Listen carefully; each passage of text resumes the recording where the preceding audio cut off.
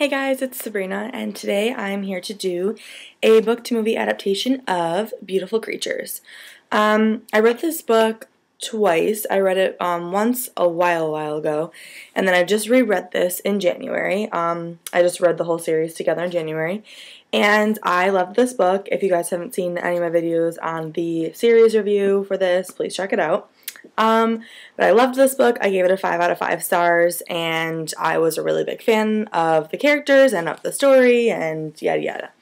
So my husband and I went to go see the movie last night. We were going to see it on Valentine's Day, but at the last second I changed my mind and I wanted to see Identity Thief because we had 7 o'clock dinner reservations, and this Beautiful Creatures said like it was an hour and 35 minutes. On Fandango, but it was a lot longer than that. But anyway, so I wanted to make up the time, so we saw Identity Thief before dinner. So I forced him to go with me to see this, and I was so excited about it. The trailers look so good. I saw some people's reviews that really enjoyed it, but I didn't want to check out too many people's reviews on it because I wanted to form my own opinion.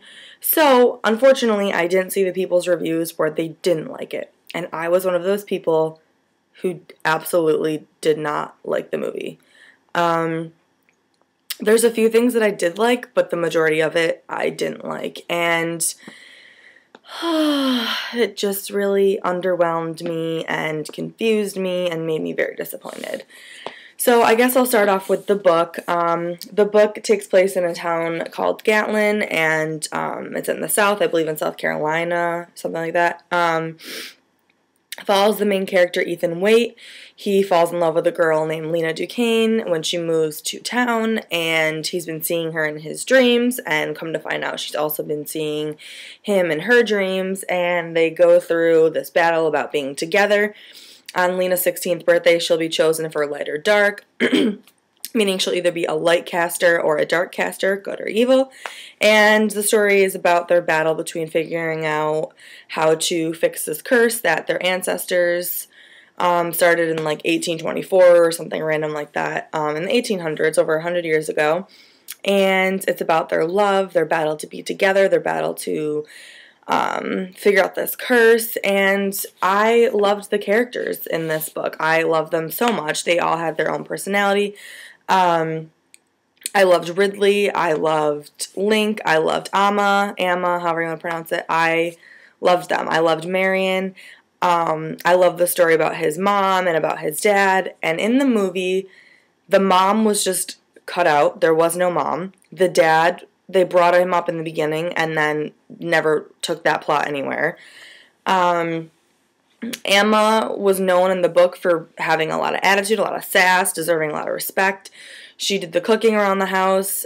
Amma just seemed like a normal person in the book.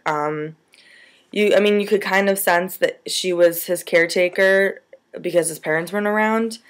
But she didn't really play a very big role, and she definitely didn't have the attitude and sass that I loved. And in the beginning of the movie, Ethan was like cooking breakfast for himself and his dad. And I'm like, no, this is wrong. Immediately when I saw that, I'm like, no, this is completely wrong. This isn't right.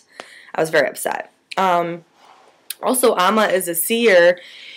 She didn't really play that large of a role in the movie, and I was very disappointed because not only was her character not the character that I remember and love. Sorry, there's a puppy playing outside, and I just don't want Harper to see it and then be like, oh, let's go play. But yeah, so Amma wasn't really that prevalent, and her role as a seer wasn't that important in the book, and I really couldn't understand it, to be honest with you, because that was like who she was, and like she was a main character in the book, and she like helped Ethan in every single book of the series. Another person that wasn't even there was Marion. Like, Amma was the librarian of the Gatlin and the Castor Library, and I'm like, what? You're just gonna like write out this character?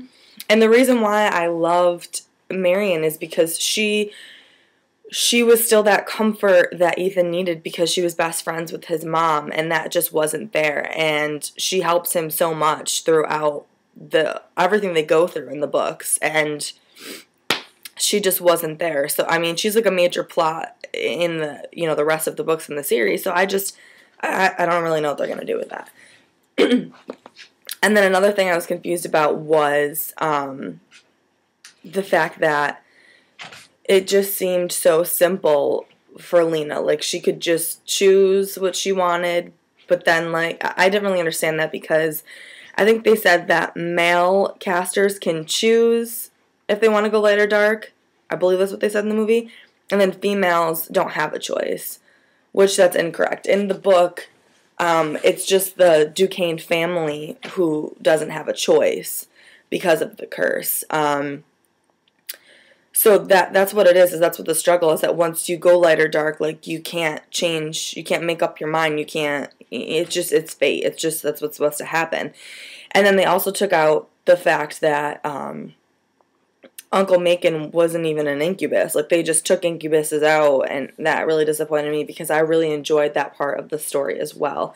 Not just having, one mythical creature, but we now have two in the same family, and I just really enjoyed that part in the book, and it wasn't in the movie. And I'm going to talk about Seraphine, who is the main villain in this book and in the movie. Although she didn't really seem like a threat to me in the movie. She just kind of just stood there while, like, Lena, I don't want to give away anything, but she didn't really defend herself, and she's supposed to be, like, the most powerful dark caster, and I just didn't really understand that part, and it was pretty disappointing. Like I said, I took my husband to this, and he didn't enjoy it at all, and I don't blame him, because, like, he kept asking me, is this almost done, or what's going on, and I couldn't even answer him, because I'm like, I don't really know what's going on, honestly. I don't really know what's going on here. This isn't anything like the book. I don't know. I mean, okay, I'm not going to be all, negative. I did really enjoy Ethan's character. I loved him. I think that he played the character so well. I enjoyed the special effects. I thought that they were good. I just think that, I mean, I know this is a large book, trust me. I know, I read it. But I don't feel like the writers read it, or that they took away the things that make the story so lovable. I just feel like they just left all those out. I don't know. And then, like, in the movie, the caster library was just open whenever, so, like, Lena could just go and study whenever. But, like, they didn't really show you the importance and the significance of the Book of Moons, and everything was just so easy. And that's what I loved about the book, was the continual struggle that they have to go through. I mean, I don't really understand. It was just like, it was just so simple. I don't really know. And I didn't like how Ridley was completely different in the movie than in the book. Like, you couldn't find someone with, like, blonde hair. I don't know. Like, she was nothing alike, and, she's a siren, so she has her lollipop to use persuasion, and she didn't have any lollipops. And they didn't really show her or show Link that much, or even show their relationship. So, like, I was asking my husband these questions, and I'm like, did you know that she could persuade people? No, he had no clue she was a siren, or even what that was, or what her powers were. And I said, could you tell that her and Link, had a thing? No, they just made out in a dock with some crocodiles or something. Like, you couldn't really grasp these characters, and I was just really disappointed. I thought Ethan was played very well, portrayed very well. I did like some of the, some of the witty comments, but some of them were just stupid and annoyed me. And the way that they show Lena and Ethan's romance, it doesn't seem authentic enough to me.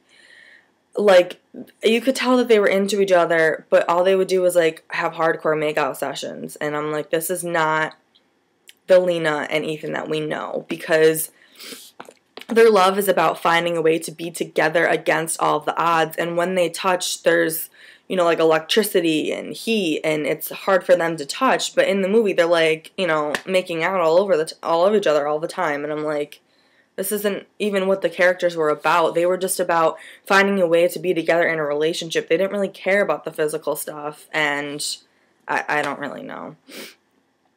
And I absolutely hated the ending. I got really excited when I found out we were going to see the dance scene.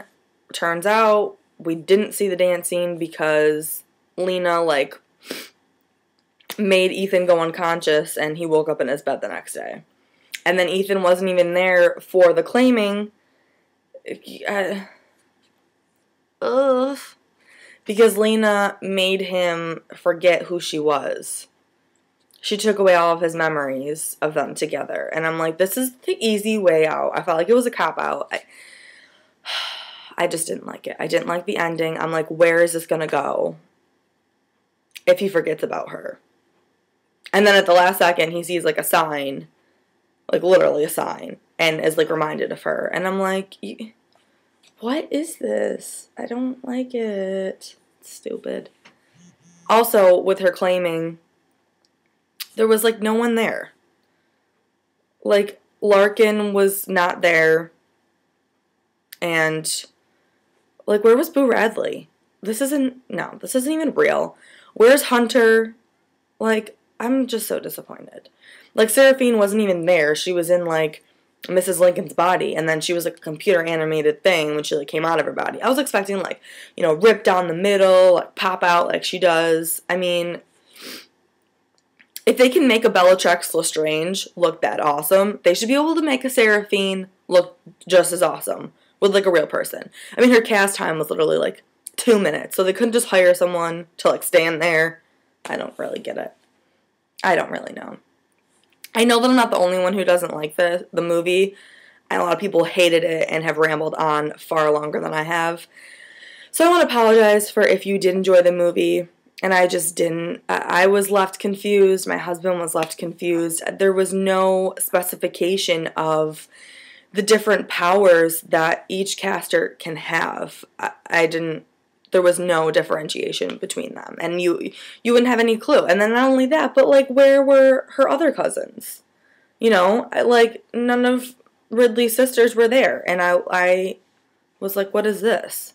I don't know. I'm glad that the grandma was there and Aunt Dell was there, and I liked Aunt Dell's character. She was very, you know, flighty and ditzy, and that reminded me a lot of Aunt Dell.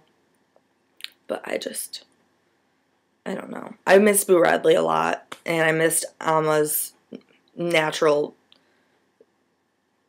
bitch-assness. I just loved her in the book, and I was just really disappointed. I don't think that I will... I don't know. I don't even know if I would buy this if it came out. I was just so disappointed. I don't even know. I think Twilight was done better than this, honestly. Not graphics-wise, just following true to the original story. I don't know. If you guys agree or disagree with me, let me know down below what you thought of the movie. If you've seen it, if you haven't, are you planning on seeing it? Okay, I'll see you guys later. Bye.